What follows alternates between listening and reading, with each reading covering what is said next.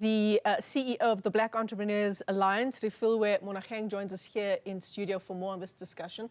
It's good to have you here. Thanks for coming in. Thank you, Michelle. What do you make of this blitz? And it's not the first one that we've seen by the MEC or by authorities in the last weeks.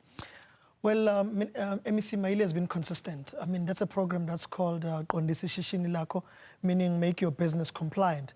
So we're quite excited about that, and that's why I made mention that it has been consistent, because we know that through his office there's the Consumer Affairs Office, which deals with these things. And the reason why they're on this blitz is to ensure compliance with the Consumer Protection Act.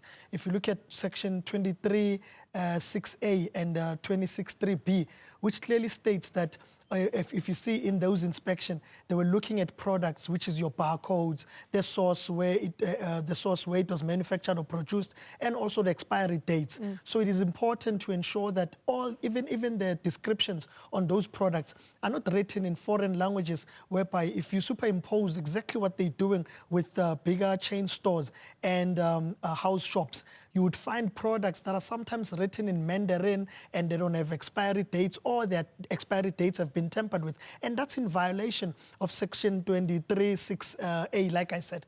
This issue, it's quite deep, isn't it? This issue of finding the barcodes on the products, the expiry dates, and our reporters have been out in the field and they've seen firsthand. For example, there was one day where we found a box of eggs and we couldn't find any information on the box about where the eggs came from, never mind what the expiry date might be. So something, Michelle, that you need to know, especially as a South African, and if you're in business of retail, and also for your viewers, if you look at the barcodes, usually what you find on a product, you'd find that it has a barcode that starts with 600. If it starts with 600, it's a clear indication that it's produced and manufactured in South Africa. And we're also calling upon the Consumer Goods Council of South Africa to really ensure that they collaborate with organizations, not only with Black Entrepreneurs Alliance, but with the Gauteng Department of Economic Development and the municipalities in the Gauteng city regions, and also to ensure that they educate consumers so that the members of the Consumer Goods Council, their products are not bastardized. So it's important that our consumers are educated. Most importantly, that in this blitz, we still don't have to forget that the registration process past the 21 days that the president had enacted has been extended to the 28th of February. With that in mind, we still believe, as the Black Entrepreneurs Alliance, it's not enough. Why are we saying that it's not enough? On the basis that you would appreciate that in our families and communities, for you to fill in that municipality form, you still need to comply with building regulations that need approval. You still need title deeds. Now, when you speak about title deeds, it's a contentious issue with family feuds and not knowing that who has the right to the title deed. Because in some other instances, there's a family member who has been given the right. Because it's a family house, we are saying that you become the title deed holder, not because you are the owner of the house. The unintended consequences that that title deed owner, should him or her pass away, and then the children come along from master's office and they claim that. So it causes confusion and maybe disagreements in families. So we are saying, on the basis of that, there needs to be a lot of education, a lot of clear administrative justice to say, how do we maneuver around ensuring that you get consent and authorization in terms of usage of that property, and ensure that even approval of building regulations is adhered to correctly. So what MEC Maile is doing is quite progressive, and we still believe that more should be done in terms of workshops and educating our people how to comply adequately. And also, while they driving compliancy, we should not extend over-regulation, because over-regulation also kills the unbanked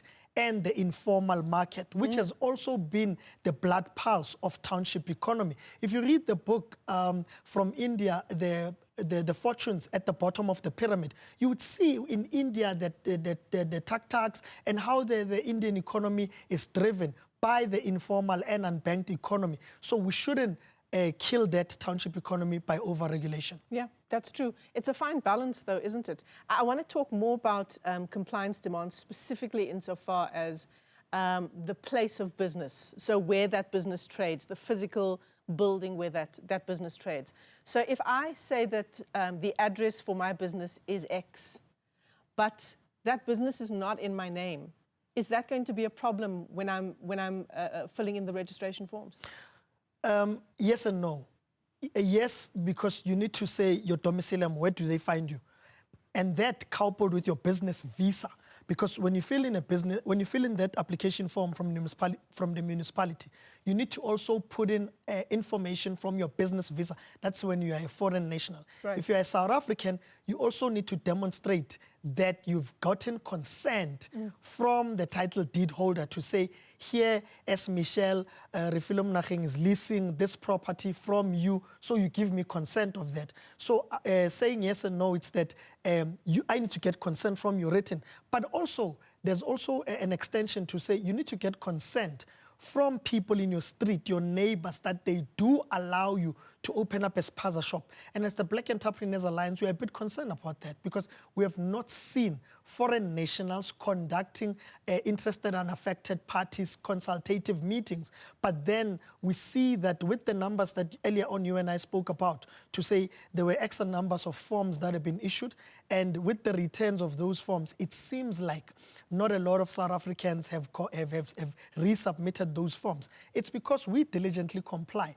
And with regards to transparency... So you're saying they exist, they already have their documentation in order, the South Africans, is that what you're saying? They do, however, because of rigid and strict compliance requirements, the deadline of 28 February would not be met. So our concern is that how does it seem that foreign nationals are getting it right?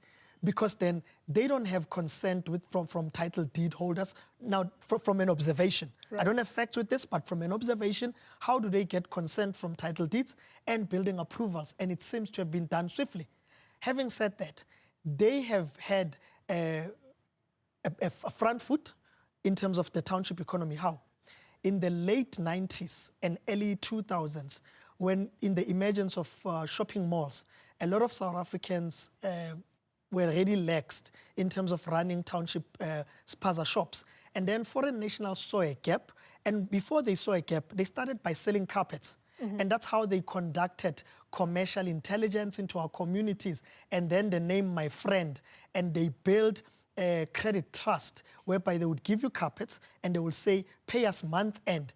And with that, they managed to study our friendliness in our communities, and they ensured that they came into our communities and managed to circumvent some of these municipal bylaws.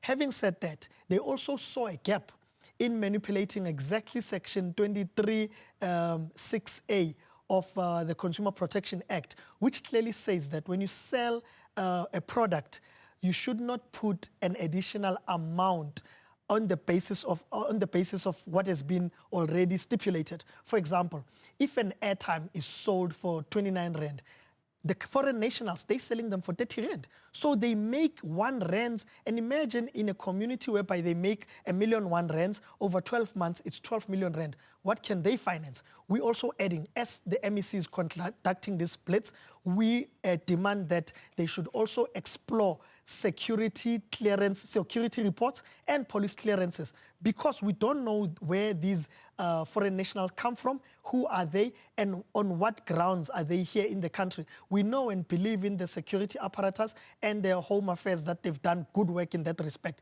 But we're saying as a community, as a business society, we demand to know in terms of their business visas, where do they come from, and they've gotten police clearances, and we have police reports, because we've seen instances whereby you can agree that foreign nationals have shot a child or a community member. So if they are business people, why are they carrying artillery? Is that a cynical view to take? Because I've seen instances where South Africans have done the very same thing. But I want to ask you this question. Is it a cynical view to take to say that foreign nationals have exploited the South African market, when on the other side of that, have they not played over many decades an important role in communities? Yes, they've played an important role, and they came organized, and they also partially, seemingly contribute to our country being grey-listed. How so? They're using a system which our regularized banking system cannot trace. And that's why they can charge these surcharges, which are a violation of the Consumer Protection Act.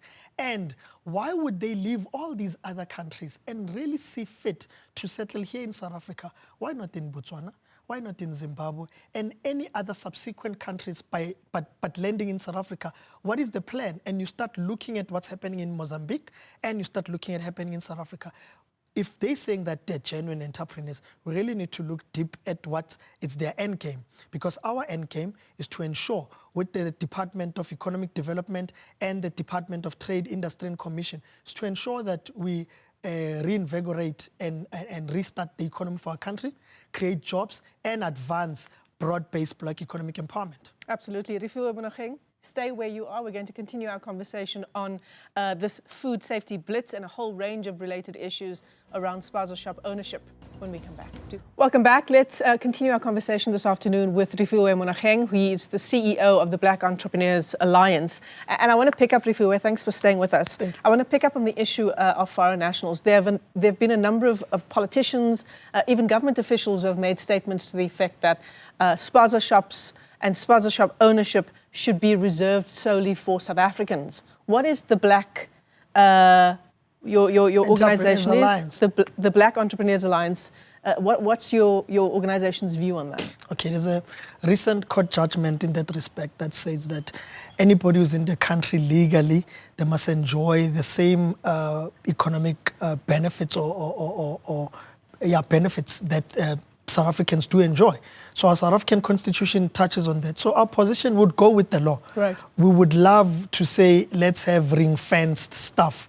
But if you're an entrepreneur and your product can compete globally, you can't talk about ring fencing, because as much as we are based locally, we also think globally to say how can we produce and manufacture products that also would be on the shelves in other neighboring countries in SADC.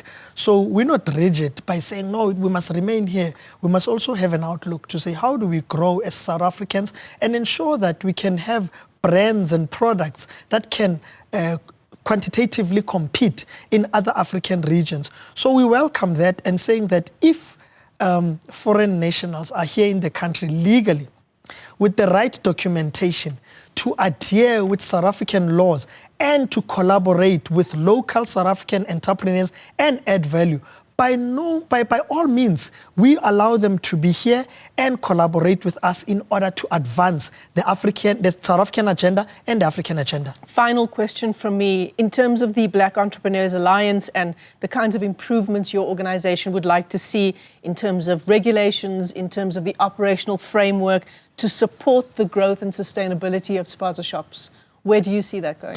We would want to see rigorous implementation of the Gauteng Township Economic Development Act. It's a beautiful law. And we know that it's in the heart of MEC Maile and Premier Lesufi. However, we would love to see much more implementation of that. Because if you read Section 2 and 3 of that law, it's beautiful. It unlocks value and collaboration between bigger retailers and small emerging SMME or other house shops in townships, that they can be able to supply the value chain of bigger stores. Yeah, absolutely. Important conversation, this one, and I don't think the last one we'll have with you, especially as that February deadline looms. Refilwe Monageng, let me thank you for your time this afternoon. He's the CEO of the Black Entrepreneurs Alliance as we continue to track the issue of spaza shop ownership and that registration process.